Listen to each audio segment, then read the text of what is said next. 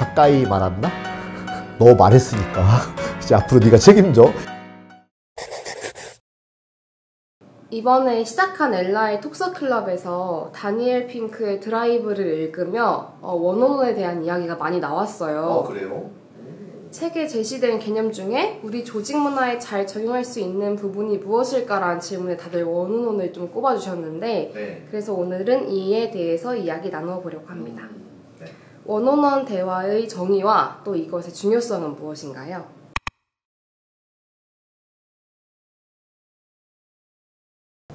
원어원은 1대1 대화인 거잖아요. 정의가 따로 필요 없을 것 같은데. 단둘이 대화하는 거 이게 정의가 아닐까요? 부모와 자녀 사이도 될 수 있고 부부 사이도 될 수 있고 연인 사이도 될 수 있고 상사와 구성원일 수도 있고 또 구성원과 구성원 사이가 될 수도 있고.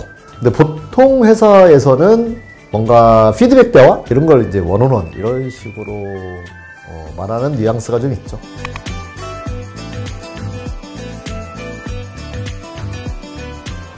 이게 이제 1대1로 대화를 하면 그 딱 당사자의 토픽을 가지고 대화할 수 있잖아요. 그러니까 장점이 되거든요. 근데 왜 하는지 모르겠다라고 하는 건 뭐냐면 해도 도움이 안 되더라 그 뜻이에요.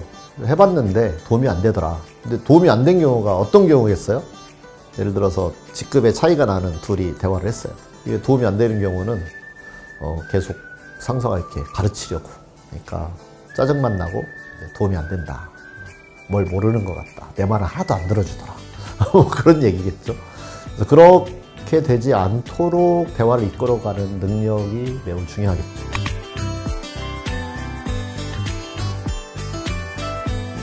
우선 첫 번째 전제 조건이 있는데 그건 목적에 대한 동의를 하는 게 되게 중요해요. 멜린다하고 저 사이에 멜린다가 10만 구독을 만들어 보겠다. 예를 들면 그렇게 했어요. 그리고 저도 10만에 동의를 했어요. 예를 들면 저도 10만 좋다.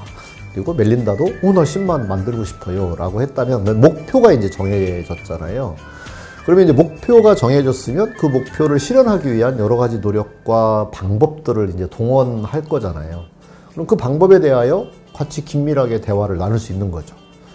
뭘 해봤는지도 물어볼 수 있고 해봤더니 효과가 어떻더냐라는 것도 물어볼 수 있고 더 효과적인 방법을 또 찾기 위한 그런 대화를 할 수도 있는 거죠.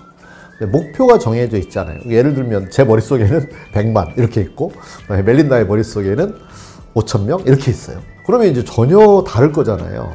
그러면 100만인 제가 이제 5,000명인 멜린다가 하는 걸 볼 때는 자꾸 불만이 쌓이겠죠. 그러면 이제 자꾸 뭐랄까 질책하는 그런 말을 하게 되고 자꾸 가르치려고 하게 되고 그러면 이제 멜린다는 도대체 영문도 모르는 채 왜 짜증나 정말 저 사람 왜 나한테 저렇게 대하는지 모르겠어 이런 관계가 만들어지겠죠. 그러니까 어떤 조직에서는 부여할 수도 있어요.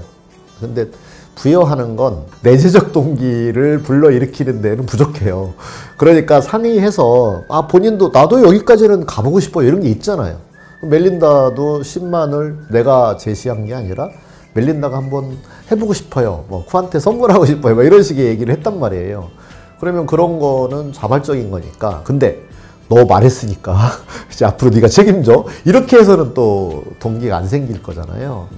어떻게 해볼 생각이야? 라고 물어본다든지 자신의 생각을 발전시켜 나가도록 대화를 해간다면 매우 효과적이라고 할 수 있죠.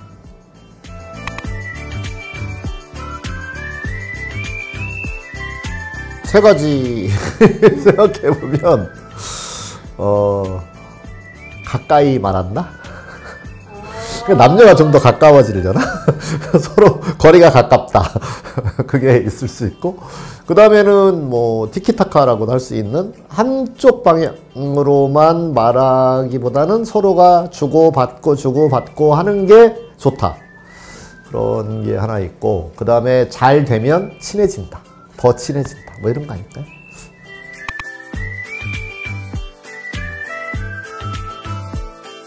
일단은 그 목적에 대하여 동의를 한 거니까 거기까지 가는 대화도 되게 중요하거든요.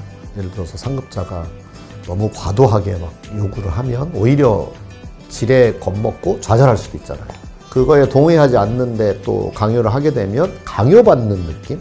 내 맘대로 하지 못하고 내 자유를 구속받는 느낌? 그걸 가지게 될 거잖아요. 그러니까 그것도 안 좋고. 근데 또 너무 낮은 거에 이제 동의를 해버리면 사실은 본인도 계속 회피적인 전략을 쓰는 거잖아요.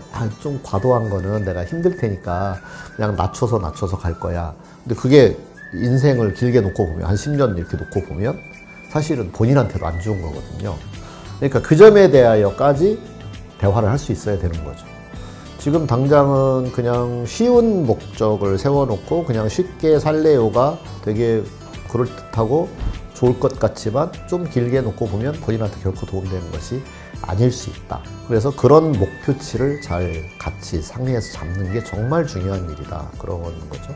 내가 다른 일을 할 때에도, 회사에서의 일 말고 다른 일을 할 때에도, 옛날에 뭐 예를 들면 대학을 갈 때 목표치를 잡는 것도 그럴 수 있는 거고, 너무 과도해도 안 좋고 너무 낮게 잡으면 내가 왜 거기가 맞게 못 갔지? 뭐 이런 생각을 할 수 있는 거잖아요.